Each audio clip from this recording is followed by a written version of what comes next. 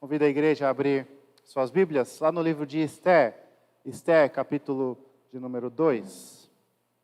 Enquanto isso, as crianças podem acompanhar as professoras.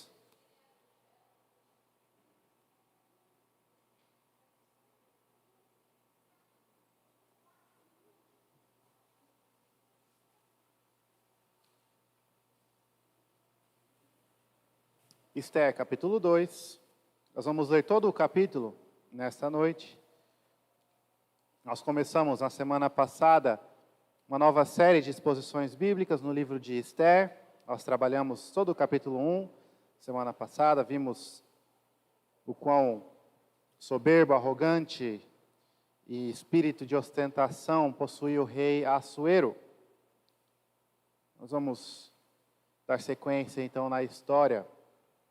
Esther, capítulo 2, vamos ler todo o capítulo e assim seguir no nosso estudo deste livro. Vamos ler todo o capítulo. Peço que você escute com atenção a palavra de Deus. Esther, capítulo 2, começando no versículo 1 até o final do capítulo. Diz assim: Passadas estas coisas, e apaziguado já o furor do rei Assuero, lembrou-se de Vaste, e do que ela fizera, e do que se tinha decretado contra ela. Então disseram os jovens do rei que lhe serviam: Tragam-se moças para o rei, virgens e de boa aparência e formosura.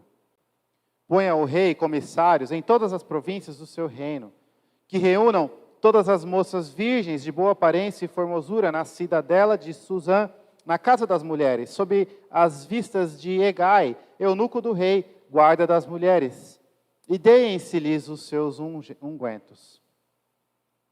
A moça que cair no agrado do rei, essa reine em lugar de Vaste. Com isso concordou o rei, e assim se fez.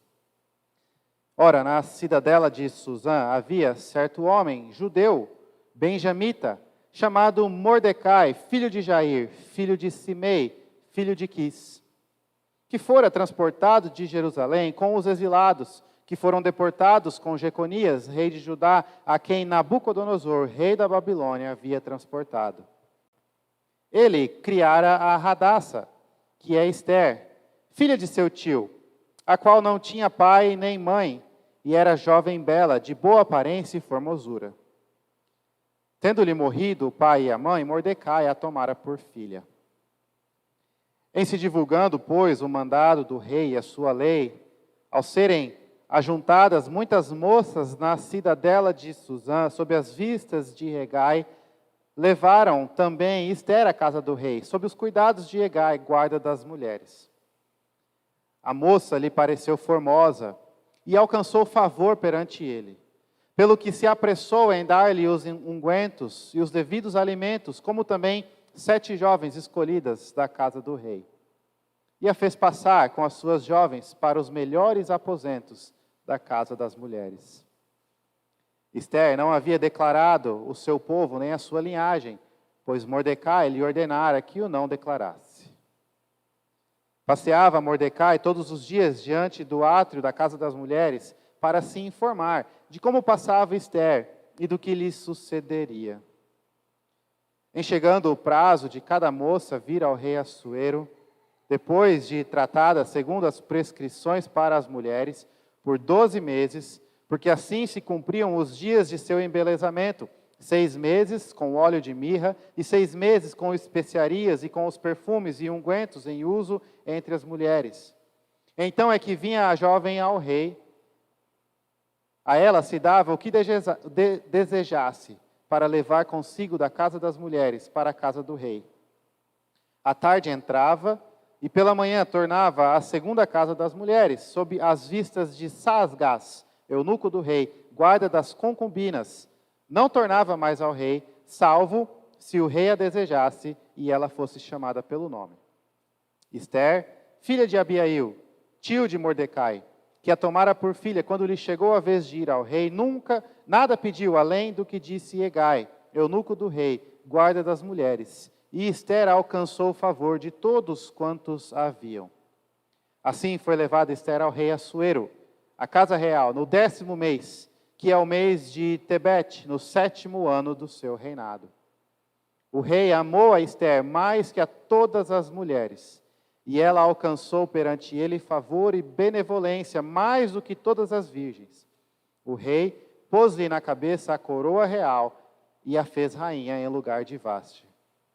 Então o rei deu um grande banquete a todos os seus príncipes e aos seus servos. Era o banquete de Esther. Concedeu alívio às províncias e fez presentes segundo a generosidade real. Quando, pela segunda vez, se reuniram as virgens, Mordecai estava sentado à porta do rei. Esther não havia declarado ainda a sua linhagem e o seu povo, como Mordecai lhe ordenara, porque Esther cumpria o mandado de Mordecai, como quando a criava. Naqueles dias, estando Mordecai sentado à porta do rei, 2 eunucos do rei, dos guardas da porta, Bigtã e Teres, sobremodo se indignaram e tramaram atentar contra o rei Assuero. Veio isso ao conhecimento de Mordecai, que o revelou à rainha Esther, e Esther o disse ao rei, em nome de Mordecai. Investigou-se o caso e era fato, e ambos foram pendurados numa forca. Isso foi escrito no livro das crônicas perante o rei. Até aí a leitura da palavra do nosso Deus. Vamos orar mais uma vez, feche seus olhos. Ó Senhor Deus, Pai querido, nós te louvamos porque o Senhor é o Deus grande e poderoso.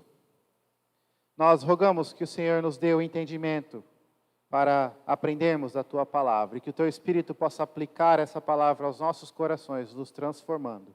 Ensina-nos, Senhor Deus, segundo o Teu querer.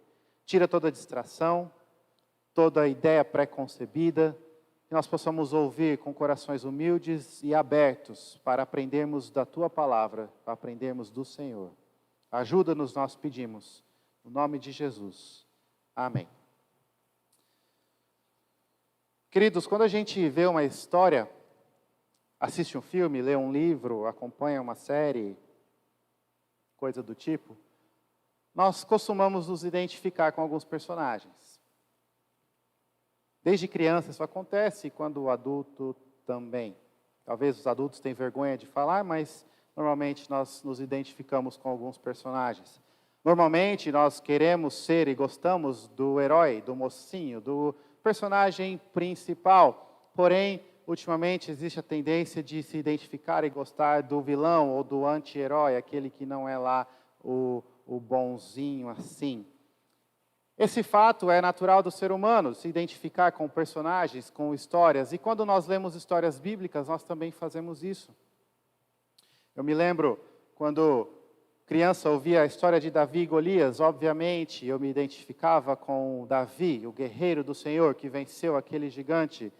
Até que, certo dia no seminário, um pastor prega esse texto e fala: aqui não tem nenhum Davi. Todos nós somos muito mais parecidos com os soldados medrosos que se acovardaram diante das ofensas de Golias. Ninguém tem coragem de ir enfrentar o gigante. Desde então eu percebo que realmente a nossa tendência é se identificar com grandes heróis, personagens principais, quando na verdade nós não somos tão heróicos assim. Quando nós lemos o texto de Esther, uma história conhecida, uma história famosa, nós vemos muitas semelhanças com a história de Daniel, outro jovem do povo de Deus, que foi levado, exilado, sob o poder e autoridade de outro rei, e também serviu muito próximo ao rei. Porém, Daniel e Esther são exemplos completamente opostos de personagens bíblicos. E nós muitas vezes achamos que somos Daniéis no mundo, quando na verdade estamos muito mais parecidos com Esther. Porque nós vivemos em um mundo que existe semelhanças com a Pérsia, não cultural, não de tempo, nada disso, mas no sentido de que estamos também num mundo que não é a nossa terra, nosso lar, nossa cidade. Estamos debaixo de governos e governantes e autoridades seculares, imorais, amorais, pagãs, que odeiam a Deus e rejeitam a palavra de Deus. Nisso nós somos bem parecidos com Esther. De certa forma, então, nós podemos dizer que nós vivemos na Pérsia. E o que esse texto nos ensina é que enquanto vivemos na Pérsia, estamos sujeitos aos perigos da Pérsia. Somos tentados a viver como os persas, mas ainda há como fazer o bem no meio dos persas. Mais uma vez, de certa forma, eu e você vivemos na nossa Pérsia, na nossa forma ou analogia.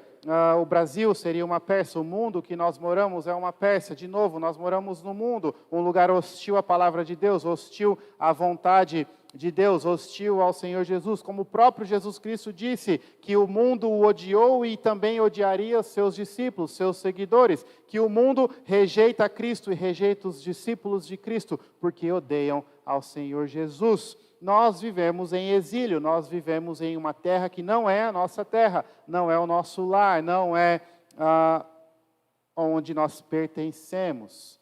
E estamos diante de poderes, autoridades, governos igualmente, ou talvez até piores, do que os Assueros, Nabucodonosores e outros reis corrompidos que a Bíblia nos conta. Por isso, mais uma vez, nós vivemos na nossa própria Pérsia. E enquanto vivemos na Pérsia, estamos sujeitos aos perigos da Pérsia. Veja que o texto começa a dizer, no capítulo 2, versículo 1, que passadas essas coisas, depois nós vemos no decorrer do capítulo, que passadas essas coisas é uma expressão que indica que 4 anos se passaram. Entre o capítulo 1 e o capítulo 2, 4 anos se passaram.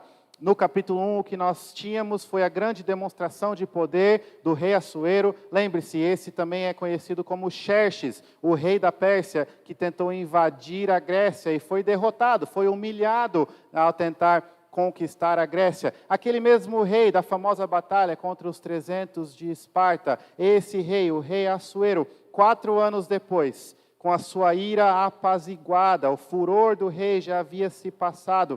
Mas por que o rei estava irado? Por que o rei estava revoltado? Lembre-se, ele estava fazendo, há 4 anos atrás, uma grande festa, um banquete para todo o reino. E em certo momento dessa grande festa, ele quis demonstrar também não só o seu poder, sua riqueza, sua glória, sua majestade, mas o quão belo ou quão bela era a sua rainha. Então ele quis fazer da rainha Vasti um objeto de demonstração, um troféu, um objeto de admiração para o povo, provavelmente humilhando a própria rainha Vasti, provavelmente tratando-a apenas como um objeto de beleza, um objeto sexual, mostrando como ela era bela e o rei era poderoso e tinha a mais bela das mulheres, a rainha. Vasti então se recusa a ir diante do rei e o rei se ira muito pela recusa de Vasti, e a solução do rei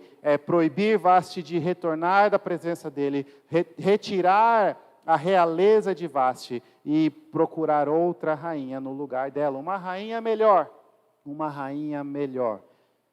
4 anos depois, o rei se lembra de Vasti, se lembra do que ela tinha feito e do que foi decretado. Os jovens, então, que serviam ao rei, propõem o seguinte: vamos encontrar uma rainha melhor. Vamos encontrar alguém que é melhor que Vasti. Rei, faça o seguinte: saia em busca da melhor rainha possível. Como que o senhor vai fazer isso? Movimente todos os seus esforços, seus recursos, para que oficiais vão enviados pelo Senhor para todas as províncias. Lembre-se, 127 províncias, um território muito grande, muito comprido, exigia bastante oficiais, bastante recurso para cumprir com essa tarefa, mas faça isso, mande oficiais, e esses oficiais vão procurar virgens em todos os cantos, em todas as cidades, em todas as províncias, virgens e belas virgens, e trarão essas moças para um grande, sádico, maligno concurso de beleza. Quando nós continuamos a leitura do texto, nós percebemos que essas moças que eram trazidas para Suzã, a cidade do rei, elas não voltavam para suas casas. Fossem elas escolhidas ou não, elas permaneceriam na casa das concubinas. Permaneceriam no harém do grande rei Assuero, como mais uma dos muitos objetos sexuais que o rei tinha. Veja só, o plano, muitas vezes nós romantizamos o que está escrito na palavra de Deus, ou achamos que foi um grande concurso de beleza, onde desfilavam-se as modelos e assim a mais bela foi escolhida. Não, o que aconteceu aqui foi sequestro em massa. Foi roubo de pessoas, escravizando mulheres virgens sexualmente para agradar ao rei. E ninguém tinha nada para dizer. Os oficiais iam, entravam nas casas dos povos das províncias, olhavam se haviam jovens virgens e belas, e apenas pela aparência tomavam essas moças e levavam para a casa das mulheres do rei. Se tornariam mais uma das muitas e muitas mulheres do grande e poderoso rei Assuero. Imagine se a sua filha é tomada das suas mãos para participar de um grande concurso sádico, se tornar mais uma ou mais um dos objetos sexuais de um rei pagão, imoral, sujo e corrupto. Suas sobrinhas, as moças que você ama, que você cuida, que você cria, nenhuma estava imune de ser tomadas pelos oficiais do rei. O que nós temos aqui não é um sonho de jovens sendo realizado, ou talvez algumas jovens, infelizmente, tinham esse sonho, mas não é o que se espera. Nós temos aqui os perigos da vida na Pérsia. Enquanto vivemos na Pérsia, nós estamos sujeitos aos perigos da Pérsia. Apenas por morarem lá, apenas por ser jovem, virgem e bonita, estava sujeita a se tornar escrava sexual do rei Assuero. Nada mais do que uma moça para uma noite, e talvez nunca mais ver a cara do rei, nunca mais voltar ao palácio, mas também nunca mais voltar à sua própria casa, ficar condenada a uma prisão dourada, com alguns luxos, mas uma vida, uma existência sem sentido e propósito nenhum. É isso que acontecia com essas moças.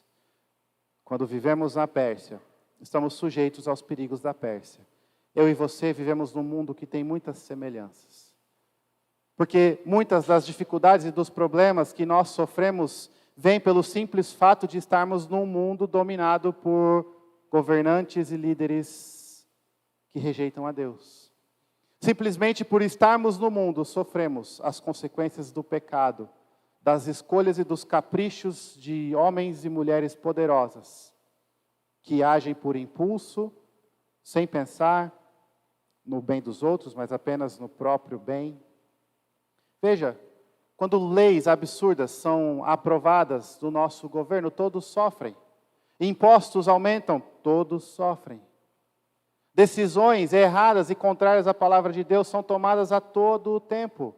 Tudo para saciar o capricho, a vontade de alguns homens que estão no governo, algumas pessoas que estão liderando. E essa não é uma crítica apenas para o governo atual, mas para todos os governos que já passaram no nosso país e em todo o mundo. Porque enquanto vivemos nesse mundo, estamos na Pérsia. Não estamos na nossa casa, não estamos no nosso reino, na nossa cidade. Estamos no mundo caído, onde pessoas más governam, têm poder e autoridade. E simplesmente por vivermos nesse mundo, estamos sujeitos a perigos. Crianças na barriga de suas mães, sujeitas a leis que determinam e ordenam o aborto, e jamais nascerão, e todos sofrem.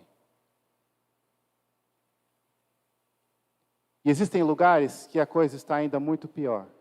Só por ir à igreja você está arriscando a sua vida. Só por proclamar o nome de Jesus Cristo, dizer que crê no Senhor Jesus, você está correndo risco de morrer a qualquer instante, de ser preso, de perder tudo o que tem, de perder a própria liberdade, a própria família, por professar a fé em Jesus Cristo.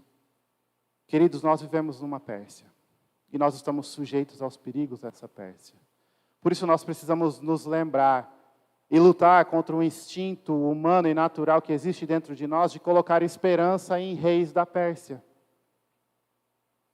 Em período de eleição, infelizmente, na última, aconteceu muito dentro da igreja. Até alguns pastores que depois falaram que a igreja precisa se arrepender, foram criticados, foram condenados porque estavam errados. E a igreja se divide, colocando a esperança em homens falhos.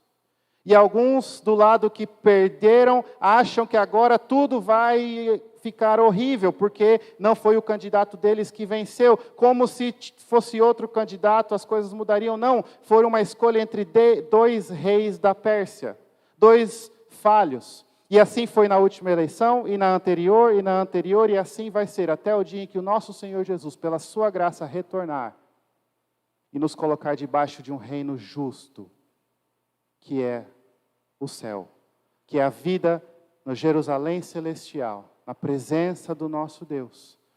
Não coloque a sua esperança em reis da Pérsia, em príncipes da Pérsia. Não coloque a sua esperança em homens. E não perca a sua esperança por causa de homens, por causa de reis da Pérsia, por causa de príncipes caídos e imorais. Mas descanse no Senhor. Em todo o livro de Esther, nós vamos ver que por trás de toda essa sujeira, existe um Deus santo e poderoso que está conduzindo tudo segundo o propósito dele. Pode parecer que não. Você pode não estar vendo neste capítulo, mas Deus está agindo. Nós olhamos para a nossa Pérsia atual e pode parecer que Deus não está agindo, que estamos perdidos, mas Deus não mudou. Ele continua o mesmo hoje e sempre. Ele é a sua esperança. Ele é o seu refúgio. Ele é a sua salvação. Ele é a sua proteção. Lembre-se que você vive na Pérsia. Não coloque a sua esperança nesse mundo, nessa vida, nessas pessoas, nessas coisas temporárias que vão passar. Coloque a sua esperança no eterno, no único Deus vivo. Descanse nele. Viva para ele. Viva com ele. Sirva a Ele. Estamos na Pérsia, sim. Estamos sujeitos aos perigos da Pérsia, mas a Pérsia vai cair. Essa Pérsia que nós lemos caiu. E o mundo que nós conhecemos vai passar. E o Rei dos Reis reina para sempre. Enquanto na Pérsia, estamos sujeitos aos perigos da Pérsia, mas existe um outro perigo, uma tentação muito grande, a tentação de vivermos como os persas. Veja que a partir do versículo 5, depois de contar todo esse trâmite para encontrar a nova rainha melhor do que Vaste, nós somos introduzidos aos dois personagens principais, talvez, desse texto, Mordecai e Esther. Mordecai era judeu, benjamita, filho de Jair, filho de Simei, filho de Quis. Quis, que foi transportado de Jerusalém durante a invasão de Nabucodonosor sobre o reinado de Jeconias. Veja, Mordecai é um judeu que nasceu e cresceu no exílio, já a terceira geração. Filho de Quis, filho de Simei, filho de Jair, a quarta geração que estava em exílio. Provavelmente nunca conheceu Jerusalém, não sabemos se já viajou para lá ou não, mas veja, a vida dele sempre foi ali na Pérsia, sempre foi ali na Pérsia. E o texto não nos fala apenas os antecedentes de Mordecai, mas diz o próprio nome, Mordecai. Que nome de judeu é esse? É um nome estranho, é um nome persa, é um nome pagão. Ou seja, a identidade de Mordecai, mesmo que ele é nascido pelos seus antepassados, pelos seus pais e avós do povo de Deus, ele já se identificava como os persas, ele era chamado Mordecai. Nós vemos no decorrer da história que ele tinha liberdade de entrar no portão do rei, de passar perto da casa das mulheres do rei, ele tinha influência, que ele exerce essa influência no decorrer da história. Era um homem que provavelmente se deu bem, vamos dizer assim, vivendo na Pérsia. Um judeu que se adaptou muito bem aos costumes, à cultura, aos ensinos persas, e ali ele estabeleceu a sua vida. Mordecai. Mas Mordecai não vivia sozinho, ele tinha adotado sua prima, Esther. Mas veja, Esther, nós sabemos o nome judeu dela, Hadassa. Mas ela era conhecida como Ester, outro nome pagão, outro nome persa. Ester era prima de Mordecai. E ele cuidava dela porque ela perdeu seus pais, ela era órfã. Então Mordecai trouxe ela para morar com ele e cuidou, criou, educou Ester. E a Bíblia diz que Ester era bela. Não apenas bela, mas formosa e bela. Ester era extremamente bela, extremamente formosa. Eles moravam em Suzã, no centro da vida persa, no centro da vida política e econômica do reino persa. Mais uma prova que nós temos de que esses judeus já eram praticamente persas. Judeus vivendo na Pérsia e vivendo como os persas, vivendo como os moradores daquele reino. Quando a comoção do rei acontece, ele vai em busca da nova rainha, Ester é uma das escolhidas. E o texto não nos dá indício nenhum de que houve sequer a mínima rejeição, a menor objeção por parte de Mordecai ou por parte de Ester. Não, ela foi, podemos dizer, alegremente, abertamente, disposta, se submeteu a esse sádico concurso sexual do rei. Ester vai, o texto diz que ela consegue o favor de todos. Mas, uma vez o texto nos mostrando, ela nunca se opôs. Ela nunca tentou ser diferente, ela nunca tentou ter a própria personalidade, a própria vida. Ela nunca tentou viver segundo os costumes do seu povo. Pelo contrário, ela escondeu que era judia, ela escondeu quem era o seu povo, e não apenas escondeu, mas se dedicou para não apenas participar do concurso, mas ganhar aquele concurso, para ser a nova rainha, a rainha melhor que Vasti. E aqui é interessante pensarmos, por melhor, a Bíblia não fala apenas de aparência, mas a Bíblia está querendo dizer uma rainha que vai se sujeitar aos caprichos do rei. Vasti, o problema de Vasti não era a beleza, mas é que ela pensava por si só e não se submeteu ao capricho do rei. Eles querem uma rainha melhor, ou seja, uma rainha que vá e deixe o rei fazer o que bem entender, que se submeta aos caprichos vazios e vãos do rei Assuero. Ester participa, Ester se submete, Ester ganha o favor de Hegai, que cuidava das mulheres. Ester então recebe o melhor do tratamento, a melhor da acomodação. Ela tem 7 servas que são designadas para servir a ela e ajudá-la nesse processo de 1 ano de tratamento de beleza. 1 ano se embelezando, 1 ano num spa real, bem sádico, bem terrível de se imaginar, mas para muitas dessas mulheres, infelizmente, a realização de um sonho supérfluo, de vida baseada apenas na aparência, mas uma existência sem sentido, apenas em troca de alguns luxos, de alguns confortos. E é isso que Ester faz. Ester, então, se submete à vontade do rei, passa a noite com ele, e o rei se apaixona por ela. O rei se encanta pela beleza e pela submissão de Ester. E assim ela é declarada rainha. O rei agora alegre, com uma rainha melhor, dá um grande banquete, uma grande festa. E quando o rei Assuero está feliz, toda a Pérsia está feliz, porque ele alivia os impostos, ele dá presentes para o povo, ele celebra, ele festeja, porque finalmente encontrou alguém melhor que Vasti. Tão bela quanto, ou talvez mais bonita, mas principalmente mais disposta a saciar os desejos vazios e os caprichos do rei. Ester se torna a rainha da Pérsia. Queridos, quando nós vivemos na Pérsia, nós não estamos apenas sujeitos aos perigos da Pérsia, mas existe uma grande tentação de, assim como Ester e assim como Mordecai, vivermos como os persas. Trazendo para a nossa realidade, nós estamos num mundo caído, onde muitas coisas acontecem e são contrárias à palavra de Deus. E o que nós fazemos? Muitas vezes, nós seguimos a corrente. Nós fazemos o que todos fazem. Morando na Pérsia, agindo como os persas. É muito mais fácil viver no mundo sendo parecido com o mundo. É fácil viver na Pérsia se parecendo com um persa. Não é apenas fácil, mas temporariamente pode ser até recompensador. Rainha Ester, judia em secreto, persa no que fazia, subiu ao trono. Nas nossas vidas, não é tão diferente assim. Existem muitas profissões, muitas carreiras que são feitas e construídas em práticas contrárias à palavra de Deus.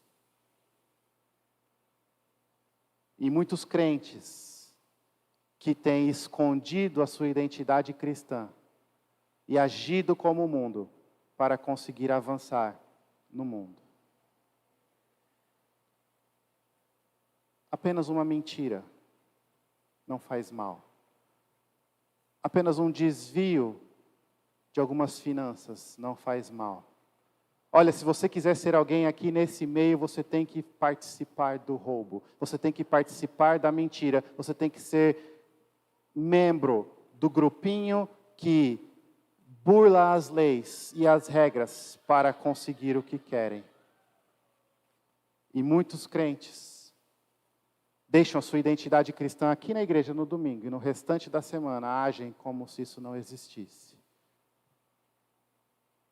Talvez até em secreto mantém o fato de que são cristãos.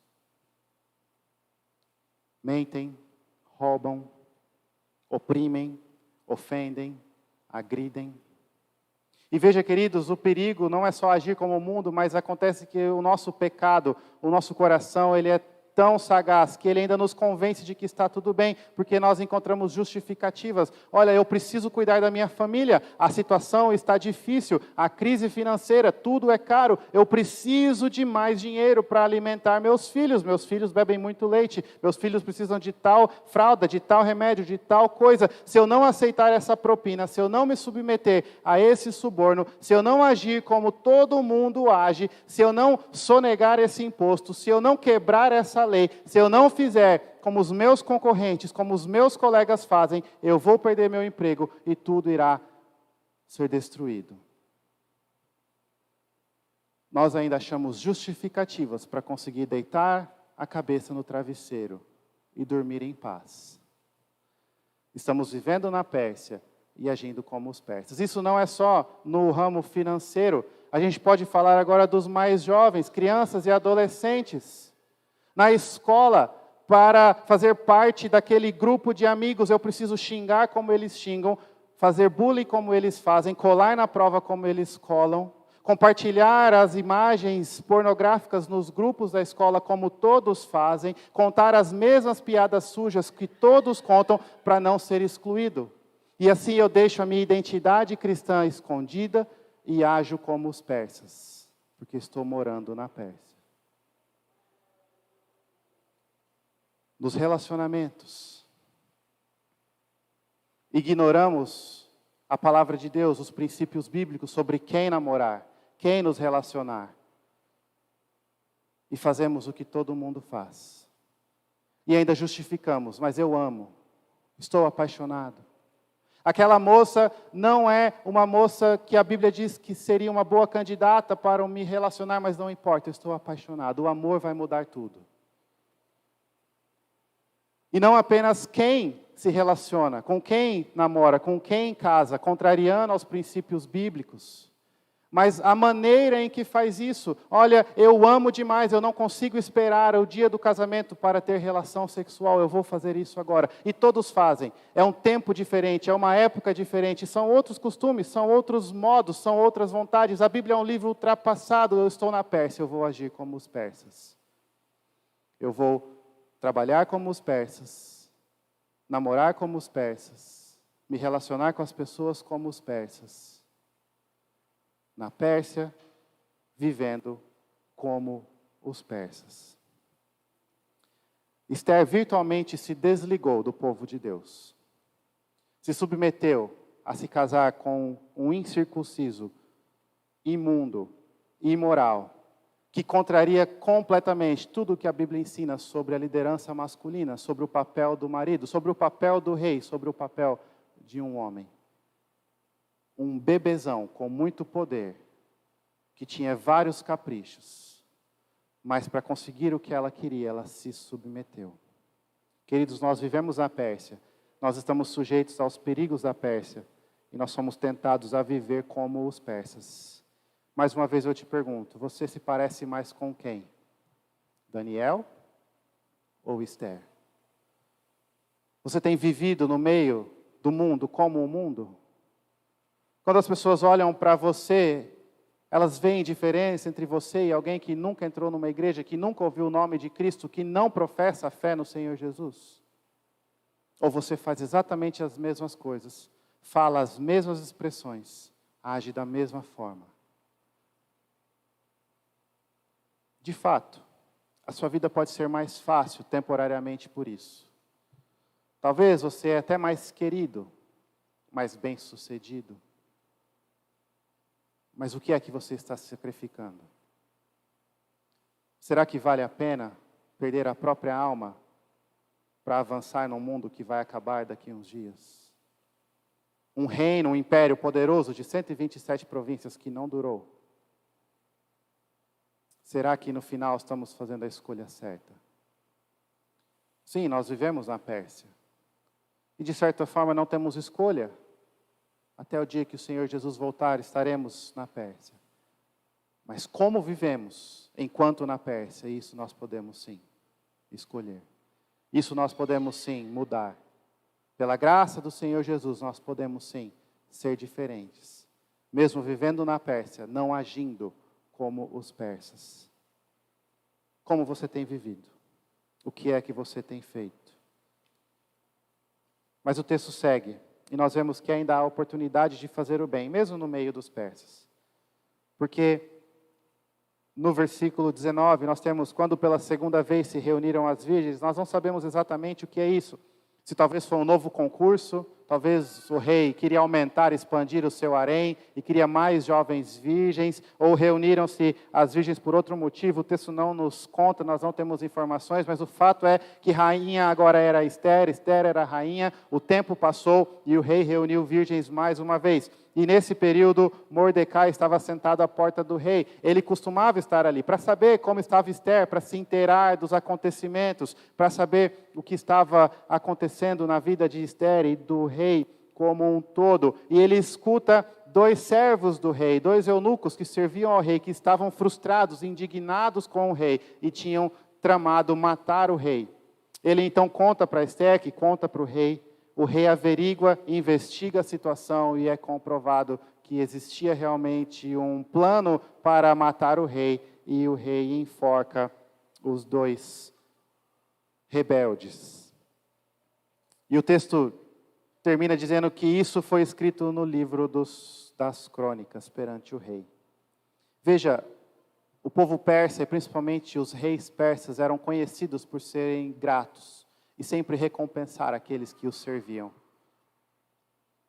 Mas Mordecai não foi recompensado. Houve um esquecimento por parte do rei, algo muito incomum, algo raro de se acontecer. Normalmente Mordecai seria recompensado grandemente por ter descoberto a rebeldia e contado para o rei, mas o rei se esquece. Veja só, nós não sabemos a intenção de Mordecai. Se ele fez isso por interesse próprio ou não, nós não temos como investigar o coração dele à luz do texto. Mas o que nós sabemos são os fatos que aconteceram. Ele ficou sabendo de um golpe e ele contou para o rei. Ele fez o bem, ele fez o certo. Porque mesmo esse rei corrupto e caprichoso ainda era o rei, ainda tinha autoridade. E ele estava morando ali debaixo da autoridade daquele rei. Ele fez o que deveria ser feito. Ele contou o plano dos servos de tirar a vida do rei. Se ele tinha boa intenção ou não, se ele foi egoísta ou não, não vem ao caso, nós não sabemos. O que importa é que ele fez o bem.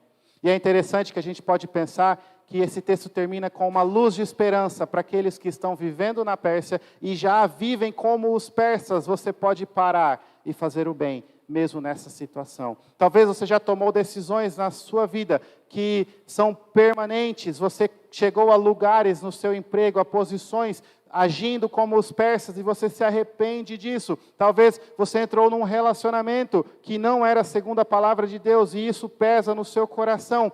Veja que há esperança, porque mesmo no meio dos persas, ainda há oportunidade de se fazer o bem. Deus está agindo por trás de tudo isso, e o esquecimento do rei Assuero não é um mero esquecimento, mas é a mão de Deus agindo, porque depois na história nós vemos como Deus usa esse esquecimento para salvar seu próprio povo. O rei não esqueceu, Deus retirou de sua mente o agradecer e recompensar Mordecai, para ser usado depois para o bem do seu povo. Aquele Deus que prometeu fazer uma grande nação de um homem, Abraão, está agindo e protegendo o seu povo séculos e séculos depois, milhares de anos depois. O povo escasso, perdido no reino da Pérsia, mas ainda assim povo que ele escolheu, que ele fez promessas, e ele cumpre essas promessas. Mesmo no meio dos persas, vivendo na Pérsia, há a oportunidade de fazer o bem. Não se entregue ao desespero. Não desista de ser diferente. Mas clame a Deus por perdão, por força e coragem para fazer o bem, quando tiver oportunidade. Para começar a fazer diferença. Para começar a agir diferente. Para começar a nadar contra a corrente. Talvez você agiu como os persas a sua vida toda e hoje você teve os olhos abertos para isso. Não se desespere. Busque o perdão que há em Jesus Cristo. E busque a força que em Cristo você encontra para fazer o bem. Há oportunidades de obedecer, de ser sal, de ser luz, de deixar o exemplo de Esther de lado e seguir o exemplo de Daniel. Mesmo no meio da Pérsia, há oportunidades de fazer o bem. Talvez muitos aqui nessa noite tiveram uma grande ilusão a respeito de Esther quebrada. Realmente a história não é tão bela quanto os desenhos nos contam, quanto as lições de escola dominical para as crianças tentam demonstrar. É uma história triste até o momento.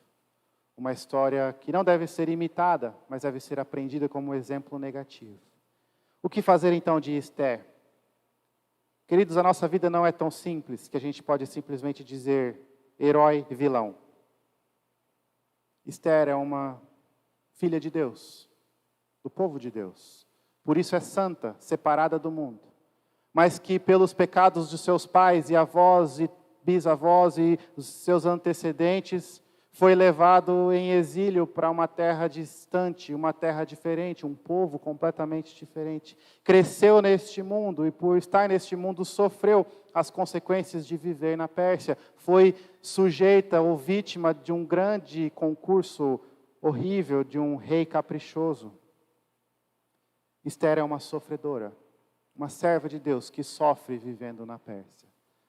E Esther é uma pecadora que não soube ou não conseguiu viver diferente dos persas, mas se assimilou e seguiu o exemplo daquele povo facilmente. Esther é muito parecida com eu e você.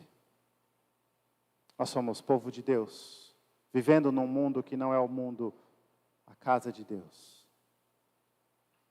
Muitas vezes tentados a viver como o mundo vive e caímos nessa tentação.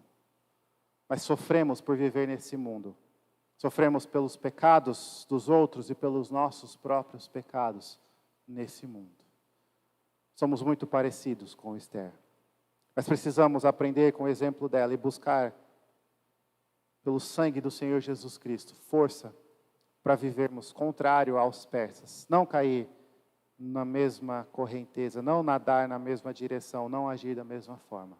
Isso é possível pela graça de Deus em Jesus Cristo, que já venceu o rei da Pérsia e o rei de todos os mundos, que é o rei verdadeiro, e um dia vai nos chamar e nos levar para o reino onde nada disso acontece, e nós podemos ser cristãos verdadeiros, genuínos, servindo ao Rei dos Reis. Quando vivemos na Pérsia, estamos sujeitos aos perigos da Pérsia. Somos tentados a viver como os persas, mas sempre há a oportunidade de fazer o bem. Feche seus olhos, nós vamos orar. Senhor, nós te louvamos pela Tua palavra e pedimos que o Senhor nos transforme. Quebranta, Senhor Deus, o nosso coração. Perdoe as nossas falhas quando nós agimos como o mundo age. Quando nos esquecemos de quem somos, da nossa identidade, ou talvez até escondemos a nossa identidade. Senhor Deus, nos ajude a ser luz, ser diferente, ser sal, a ser mais parecido com o exemplo de Daniel e seus amigos ali na Babilônia. Mas, Senhor, nos capacite para isso. Ó, Pai querido, tenha misericórdia de nós pedimos, no nome de Jesus. Amém.